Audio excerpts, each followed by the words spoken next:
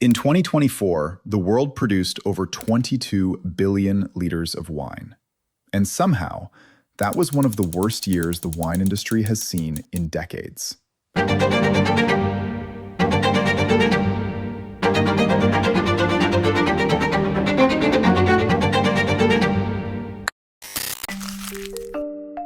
On the surface, 22 billion liters sounds like a lot of wine. But zoom out, and 2024 becomes one of the lowest global wine harvests since the 1960s. The industry is hitting a wall. Not because people suddenly stopped caring about wine, but because the planet and the next generation of drinkers are quietly changing the rules.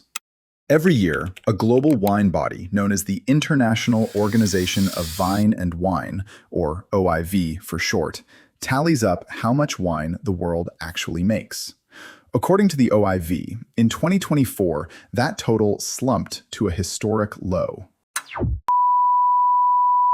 Let's get serious, people. We are on the precipice of an international wine crisis. The world is headed for a wine shortage. And there's a worldwide wine shortage, and it's only getting worse. The effects of climate change are weighing on the U.S. wine industry. That the wine market is in absolute crisis. In wine country, growers and wineries. Recent study on wine shows that the global wine industry.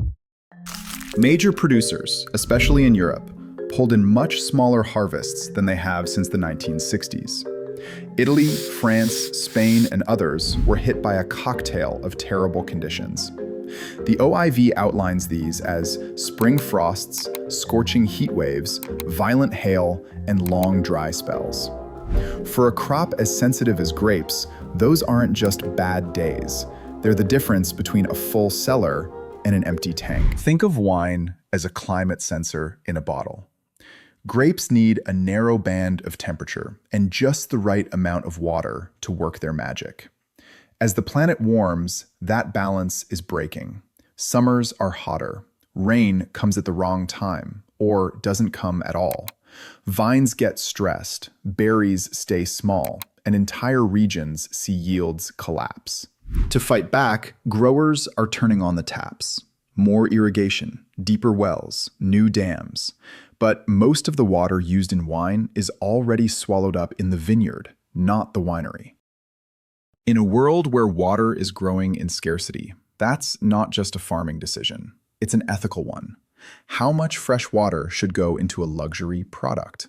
So what happens when the perfect wine climates aren't perfect anymore? Scientists have been modeling this for years. By mid-century, some iconic regions could lose a big share of their suitable vineyard area if emissions stay high. That's already pushing wine into new places. Growers are planting higher up the hillsides, chasing cooler nights.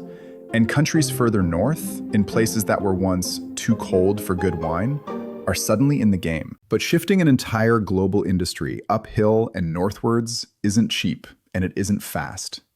It will be years before these new wine-producing countries will be able to produce at scale. Which means we're likely heading into a future with less predictable supply and more expensive bottles. And just as climate is squeezing wine from the production side, another pressure is quietly building on the demand side. Young people are drinking less. The OIV shows surveys across Europe, North America, and beyond keep showing the same pattern.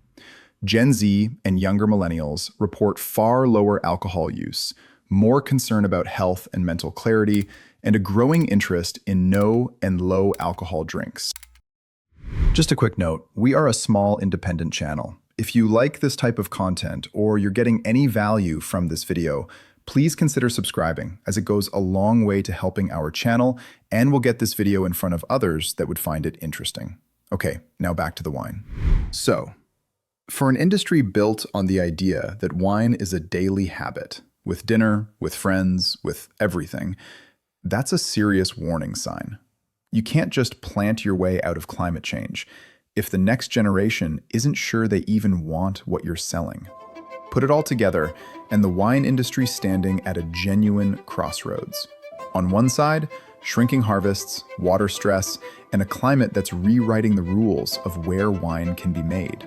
On the other, younger drinkers who are more selective about when or if they even drink at all. The response will decide what wine looks like in 20 or 30 years. More climate-adapted grapes, more careful use of water, and maybe more bottles with less or no alcohol inside. So the next time you swirl a glass of wine, pause and consider. You're not just tasting grapes and oak. It's the fragile story of our planet's changing climate, the strain on precious resources, and the evolving values of a generation redefining what it means to drink.